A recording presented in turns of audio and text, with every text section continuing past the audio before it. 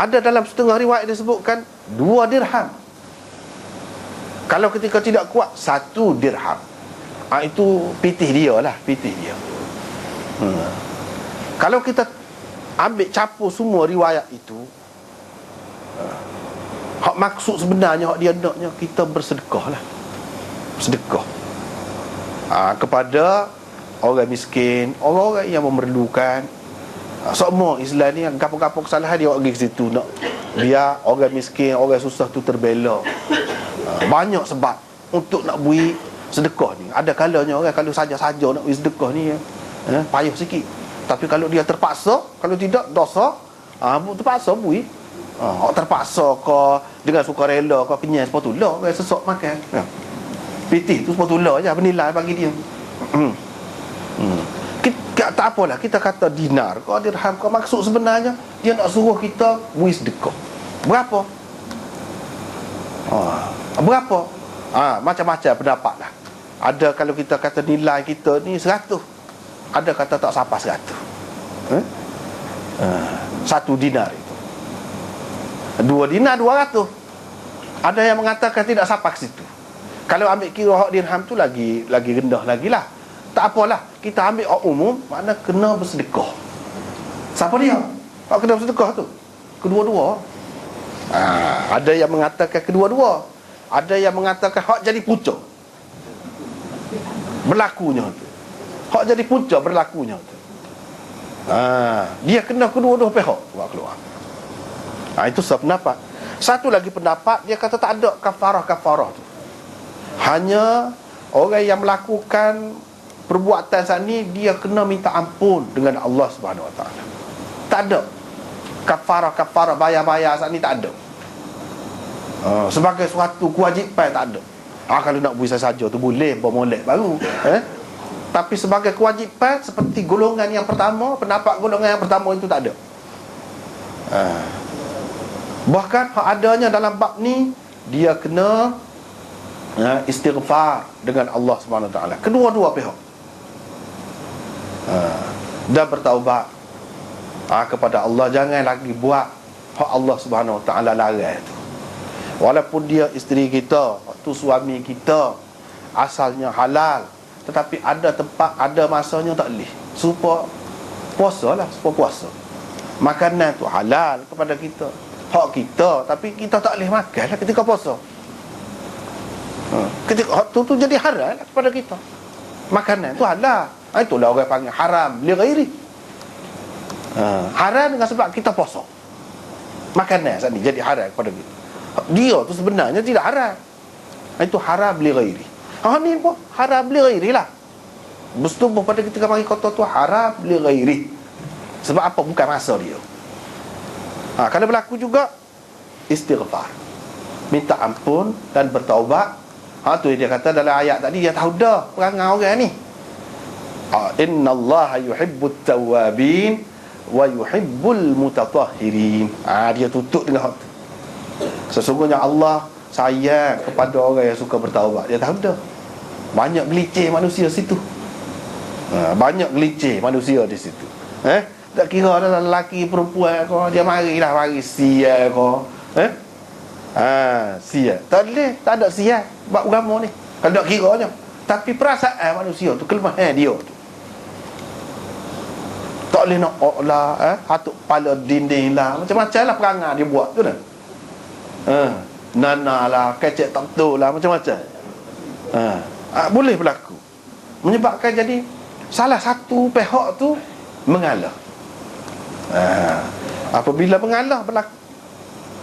Tapi Tuhan suka kepada orang yang suka bertaubat. Maksudnya jangan kita kata bila kita bersalah kita kata tak ada jalan dah. Tuhan nak terima kita, cemar dah sampai ke bila-bila. Dah, cemar boleh basuh. Cemar ni boleh basuh kan? Kalau hak luar mutatahhirin, bila kotor kita basuh dengan sabun. Guna sabun. Kalau hak dalam kita bertaubat, tu basuhnya. Tuhan tahu dah kita lemah. Dia bagi peringatan lagi. Dia suka juga, saya juga kepada orang yang bersih. Itu cara tidak bersih tu, kotor tu, duk main benda kotor, Tuhan tidak suka. Yang ni kalau kita tidak buat kerana ikut perintah Allah, boleh pahala. Kalau kita buat, Tuhan tak suka. Pada ketika kita buat tu, tapi bila kita bertaubat, dia suka. Lama-lama main taubat semacam lepas, malu juga. Malu juga benda ni. Tak cakap pahal lagi, kotor, tak pahal lagi, salah, tak pahal lagi. Lama-lama dia mari. Itu benda tu. Bila mari tu, itulah nak tengok kekuatan kita setara mana, kepatuhan kita setara mana.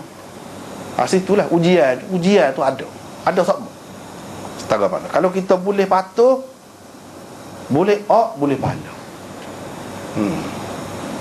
Setengah tu Nana buat alasan nak menikah selalu. Kalau lagu tu tak boleh nak tak. Tak boleh, bukan salah bini dia. Bukan salah bini dia. Allah SWT buat dah ketetapan dah.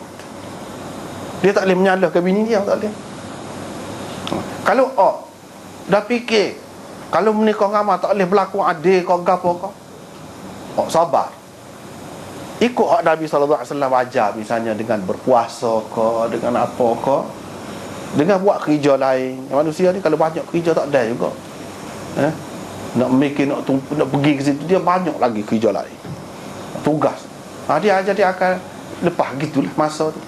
Boleh pahala, bukan saja tu, boleh pahala. Kena ingat boleh pahala. Bukan boleh pahala ni sembahyang sunat saja, buat kebajikan saja. Itu pun bila kita menurut perintah Allah, boleh pahala. Itu satu perkara. Yang kedua, dia sebut sini tak boleh tu, iaitu faraj dan dubur, kata dia.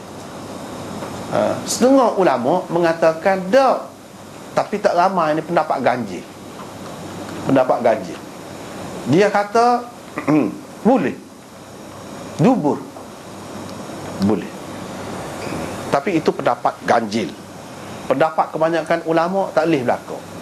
Sebab Allah tidak suka kepada hak kotor, dan dia suka kepada orang yang pilih jalan yang bersih. Yang bersih, jalan hak biasa tu pun ketika mari kotor-kotor juga, tak boleh juga. Ketika bersih sajalah bolehnya. Ketika mari kotor, walaupun asalnya ketika tidak kotor tu boleh, bila mari kotor tak boleh. Sebab apa? Sebab kotor lah. Hak jalan satu lagi, dubur itu lebih kotor lagi daripada hak tu. Hak tu dia ada masa-masa aja kotor dia. Ni tak kotor semua. Ulama sebut, walaupun tidak ada di dalam hadis terang larang, tapi kias. Kalau setara hak tempat biasa tu ketika mari kotor tu pun kotor, hak tu tak boleh, hak ni dia lebih-lebih lagi lah, sebab kotor sama. Bukan saluran dia, bukan jalan dia yang sebenarnya, kotor semua. Tak sodok royak setara mana pun. Kalau kata manusia, katalah comel jetik setara mana pun kotor, tersodok royak lah. Hak tu tak lagi. Kalau ahli syurga tu lain. Syurga, kalau dunia lagu tu tak lagi. Tak boleh. Sebab apa? Sebab kotor tak adilah. Kalau Tuhan larang mendekati perempuan kerana kotor tak, jalan biasa, hak tu lagilah kotor. Apalagi ada hadis-hadis yang lain menyebutkan mal'unun man atam ra'atahu fi duburiha.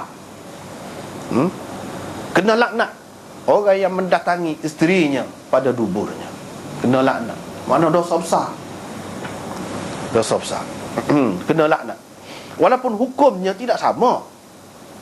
Adakah sama dengan hukum berzina? Kalau tidak isteri lah, kalau tidak isteri, adakah sama? Tidak sama. Tetapi dari segi haramnya tetap haram dan dosa besar. Kalau dengan isteri pun haram juga. Itulah pendapat kebanyakan ulama, jumhur ulama. Dan hak ni lah hak molek. Tapi ada beberapa pendapat yang menyebutkan boleh. Boleh. Dia tidak serupa dengan dia kata dikutuk kena laknat tu, kata dia